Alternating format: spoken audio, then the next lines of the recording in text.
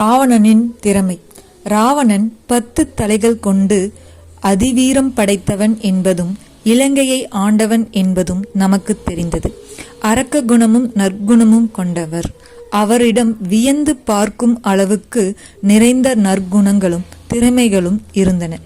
அவர் மிகச்சிறந்த இசை வல்லுனர். அவரைப் போல் இந்த உலகில் வீணையை மீட்பதற்கு ஆளே கிடையாது. இதற்காக ராவண வீணா என ஒரு கருவியை உருவாக்கி இருக்கிறார்.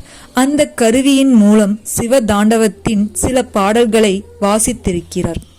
ராவணன் ஒரு தீவிர சிவபக்தன். தன்னுடைய வீணை மீட்கும் அசாத்திய ஞானத்தால் சிவனையே அசத்தியவர். சிவனுக்காக தன்னுடைய நரம்புகளையே கம்பிகளாக கொண்டு இசை மீட்டியிருக்கிறார். இதனை பார்த்து சிவன் இசையில் மயங்கி, உனக்கு ஒரு வரம் கொடுக்கிறேன், என்ன வரம் வேண்டும் என்று கேட்டார். அதற்கு ராவணன் உடனே கேட்ட வரம் என்னவென்று தெரியுமா? அடுத்ததில் பார்ப்போம்.